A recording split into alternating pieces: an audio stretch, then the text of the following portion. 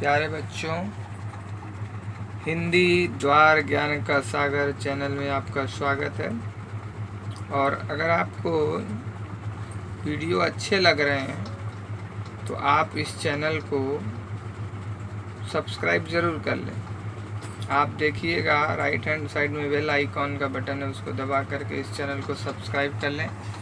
इससे आपको लेटेस्ट जो हमारे वीडियो आ रहे हैं इसकी जानकारी आपको तुरंत मिल जाएगी। तो चलिए कबीर के पद हम पढ़ेंगे। पहले भाग में हम लोगों ने 10 साखियाँ पढ़ी थी और इस भाग में हम कबीर के 2 पद जो है आपके काउंसिल के सिलेबस में है, WB काउंसिल के सिलेबस में है, उसी को आज हम पढ़ेंगे। पहला पद जो हमारा है, देखिए ध्यान से देखिएगा, मैं स्क्रीन पर इसीलिए दिखा के आपको पढ़ा रहा हूँ ताकि आप हर एक शब्द की मीनिंग भी अपनी किताब में टिक करते जाएं या समझ लें। माया महा ठगनी हम जानी, त्रिगुण फांस लिए कर डोले, बोले मधुरी बानी, केशव के कमला हुई बैठी, शिव के भवन भवानी, पंडा की मूरत हुई बैठी, तीर्थहु में पानी, जोगी के जोगिन हुई बैठी, राजा कै घर रानी, काहू के हीरा हुई बैठी, काहू के कौड़ी कानी, भक्ता के भक्तिन हुई बैठी, तुर्का कै तुर्कानी, कहें कबीर सुनो भाई साधो, यह सब अकथ कहानी। बच्चों, इस पद को लेकर के बड़े बड़े आलोचकों ने कबीर पर आरोप लगाया है कि कबीर जो है नारी के विरोधी थे, स्त्री विरोधी थे, क्योंकि वे बड़े बड़े विद्वान हैं, इसलिए उनकी बात को काटना भी ज़रूरी हो जाता है, क्योंकि ऐसी बातें करना शोभा नहीं देता। क्योंकि कबीर जैसा एक आधुनिक पुरुष, दुनिया का सबसे ज़्यादा आधुनिक माने जाने वाला व्यक्ति ऐसी बात करेगा, यह बिल्कुल समझ में नहीं आती। क्योंकि हमारी संस्कृति में माया एक रूपक है।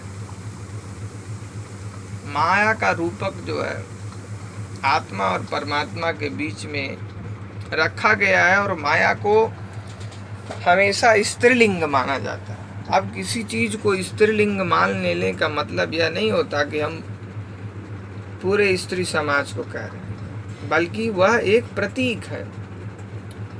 तो जैसा कि कह रहे हैं, माया महा ठगनी हम जानी, मैं जानता हूँ माया महा यानी बहुत बड़ी, महान ठगनी है यानी ठगने वाली है।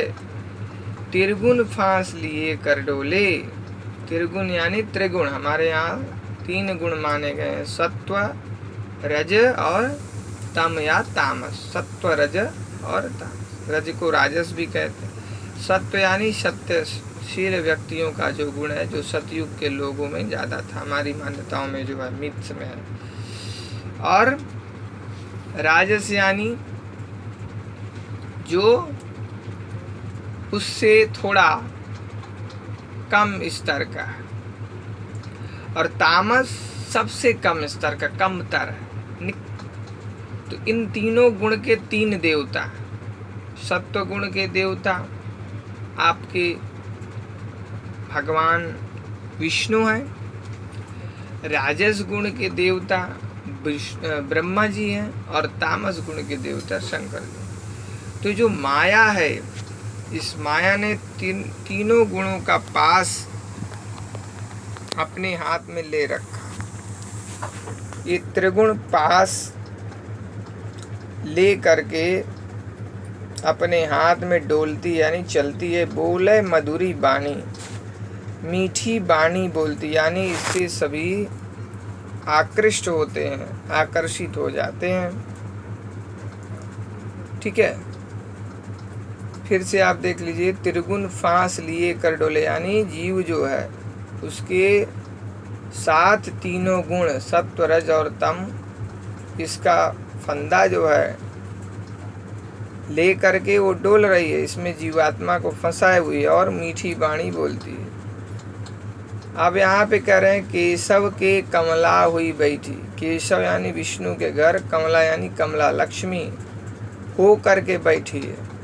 कौन? तो ये माया। शिव के भवन भवानी, शिव जी के यहाँ ये भवानी रूप में है, पार्वती जी के रूप में। यानी कि शिव और विष्णु सबने माया को आश्रय दिया है, माया को आश्रय दिया है, माया को अपने पास रखा है। और केशव की तो माया अपार है, इसलिए उनको मायापति कहा जाता है। तो ये दोनों देवता तो माया के स्वामी हैं ही। पंडा के मूरत हुई बैठी तीर्थों में पानी। पंडा यानी जो पंडे पुजारी हैं, जो मूर्तियों की पूजा करते हैं, उनके यहाँ मूर्ति हो करके बैठी है। अब माया क्या है? आकर्षण है, जिसमें आपका मन रमा रहता है, आपका मन लगा रहता है, आप हमेशा उसके साथ जुड़े रहते हैं। तो जो पंडा है, जो पुजारी है, उसकी आसक्ति मूर्ति में है, वो मूर्ति से अपने आप को लगा करके रखता है, उससे जुदा नहीं हो सकता, उससे अलग नहीं हो सकता। तो तीर्थों में पानी, जो तीर्थ है, स्थान है, उसमें पानी के रूप में है। पानी यानी जल के रूप में हम लोग तीर्थ स्नान करने जाते हैं, जैसे प्रयागराज हुआ, काशी हुआ, तो वहाँ से हम पानी लेकर के आते हैं। उस तीर्थों के जल में भी माया का आकर्षण है, लोग इसलिए उसको अपने यहाँ ले आते हैं। यानी वहाँ भी लोगों का पीछा माया से नहीं छूटता है। जोगी के जोगिन हुई बैठी। योगी जो होते हैं उनके यहाँ योगिन हो करके यह माया निवास करती है। राजा के घर रानी, राजाओं के यहाँ रानी के रूप में निवास करती है। यानी ये जो ईश्वर की माया है, ये सभी जगह आपको देखने को मिलेगी, व्याप्त है। ठीक है।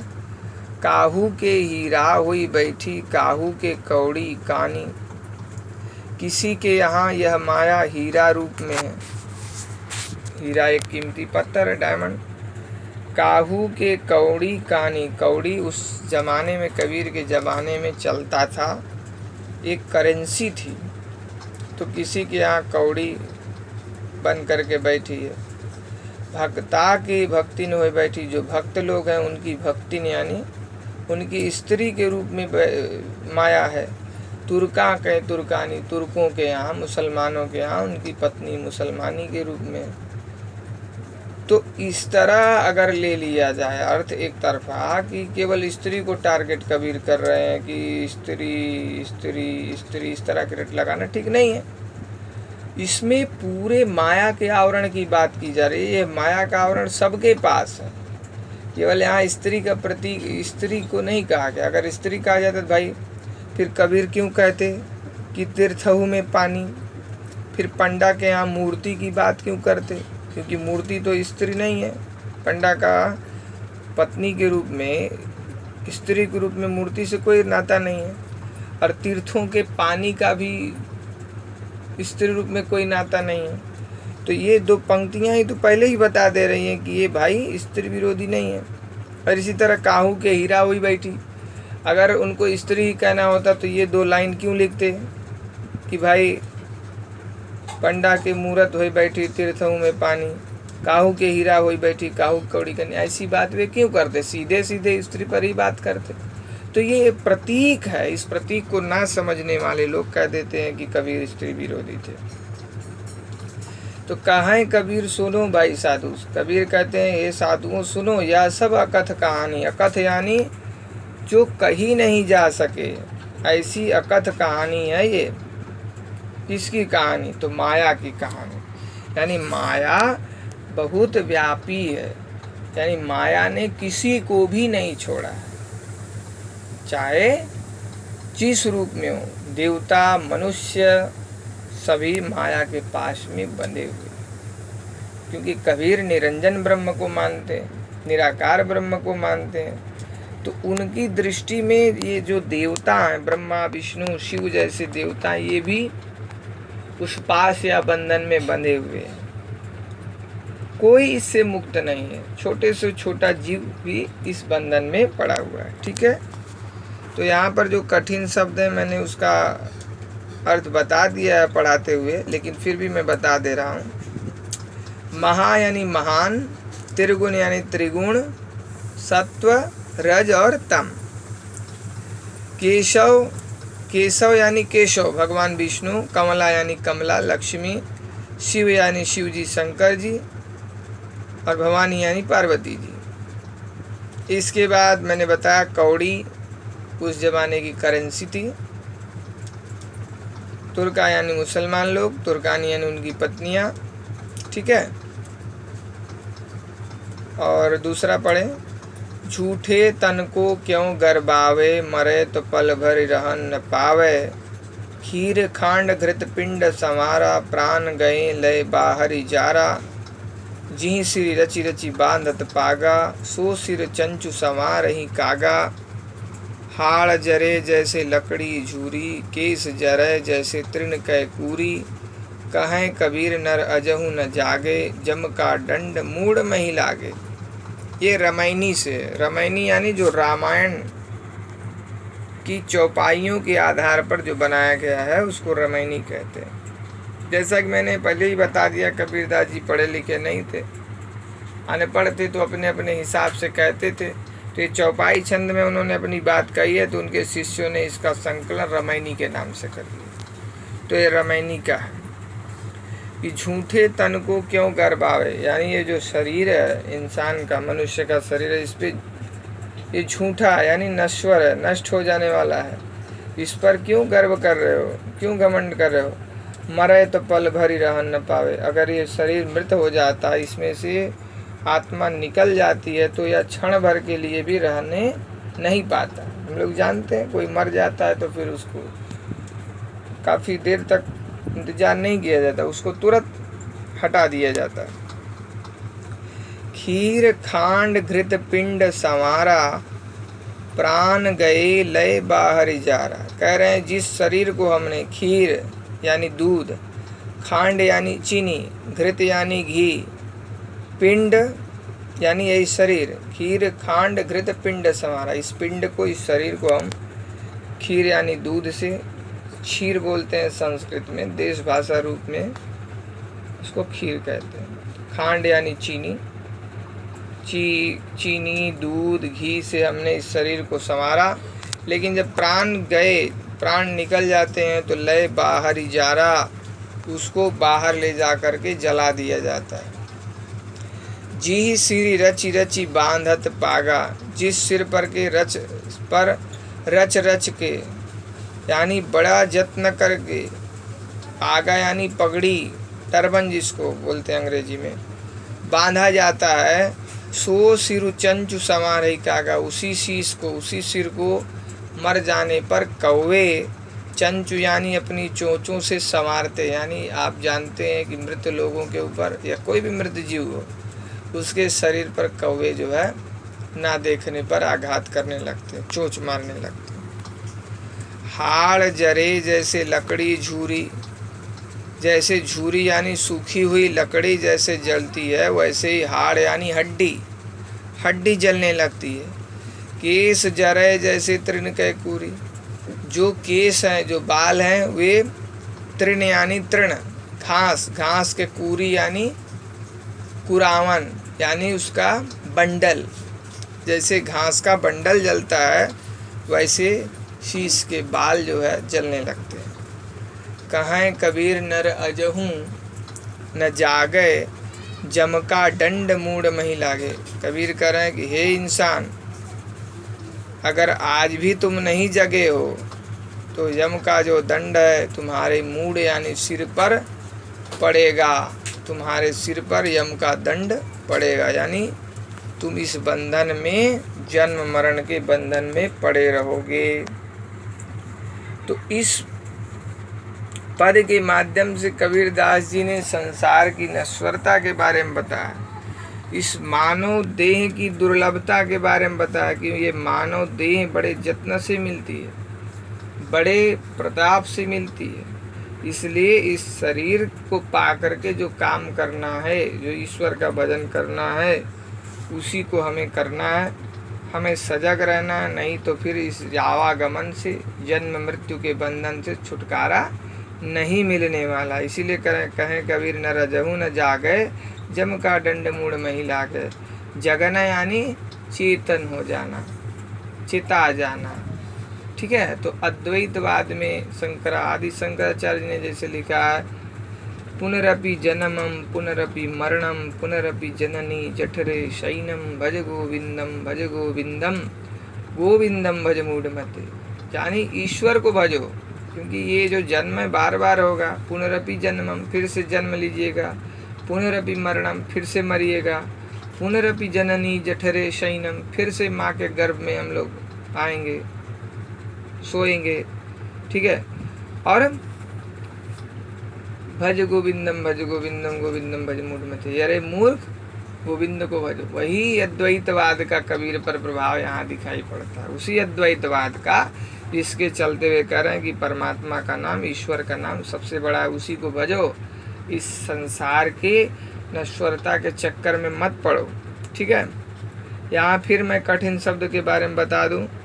तन यानी शरीर, गर्भाव यानी घमंड करना, पल यानी क्षण भर, खीर यानी क्षीर दूध, खांड यानी चीनी, घृत यानी घी, पिंड यानी ये हमारा मानव शरीर। प्राण गए ले बाहर जा रहा, बाहर यानी बाहर के तरफ, जा रहा यानी जला दिया गया। जी सिर यानी सिर, शीश, रची रची बांधत पागा, पागा यानी पगड़ी, जो टर्बन बांधा जाता है शादी ब्याह और शुभ अवसर पर। पहले तो लोग ऐसे भी पहनते थे। जो सो सिरु चंचु समारही कागा, चंचु यानी चोंच से, संवारना, काग संवार रहे हैं, इसका मतलब सेवा नहीं कर रहे हैं बल्कि चोंच से मार रहे हैं। हाड़ यानी हड्डी, झूरी यानी सूखी, सूखा लकड़ी, जैसे सूखी लकड़ी जलती है वैसे हड्डियाँ जलती हैं। केस जरे जैसे तृण के कूरी, तृण यानी घास की, कूरी यानी बंडल, जैसे घास का बंडल जलता है वैसे बाल जलते हैं शरीर माथे पे। ठीक है, जम का दंड यानी यम का दंड, मूढ़ यानी सिर, मस्तक पर लगता है। ठीक है, तो इस तरह मैंने बता दिया, और इस तरह ये जो चैप्टर था आपका कबीर के पद समाप्त हो गया। और इससे रिलेटेड जो क्वेश्चन बनता है उसको भी हम चर्चा कर लें। आपका व्याख्यात्मक प्रश्न 5 नंबर का आ सकता है, लॉन्ग क्वेश्चन भी आपका 5 नंबर का इससे बनता है, वो आ सकता है। जैसे कबीरदास के पद के आधार पर उनकी विशेषताएं, कबीरदास के पद के आधार पर उन्होंने मानव शरीर के बारे में जो बताया वह लिखी है, या माया के बारे में कबीर ने क्या बताया पठित पद के आधार पर लिखी है। ये तो पद के आधार पर क्वेश्चन बनता है। या दूसरा क्वेश्चन बन सकता है कि कबीर की साखियों के आधार पर कबीरदास जी की काव्यगत विशेषताएं बताइए, कबीर के पद के आधार पर कबीर की काव्यगत विशेषताएं बतलाइए। या फिर क्वेश्चन आ सकता है कबीरदास जी समाज सुधारक, कबीरदास जी का मूल रूप संत का था, समाज सुधारक उनका गौण कार्य था, गौण यानी सेकेंडरी वर्क था। इस तरह का क्वेश्चन भी आ सकता है। तो आपको काउंसिल में 5 नंबर का ही क्वेश्चन आएगा। व्याख्या कैसे की जाती है, किसी भी चैप्टर, किसी भी पद की कैसे व्याख्या की जाती है, इसको मैं बताऊँ। वैसे तो आपका ऑप्शन रहेगा, चाहे आप आधुनिक कविता करें या प्राचीन एवं मध्यकालीन कविता से क्वेश्चन करें। खंड का में आपको 2 क्वेश्चन रहेंगे, आपको कोई एक क्वेश्चन करना रहेगा। ठीक है, तो आज इतना ही, फिर अगले वीडियो में मिलेंगे। अगर ये वीडियो अच्छा लगा है तो इसको लाइक करें, शेयर करें और ज़्यादा से ज़्यादा कमेंट करें, और आप इस चैनल को सब्सक्राइब ज़रूर कर लें। फिर अगले वीडियो में मिलेंगे, तब तक के लिए धन्यवाद।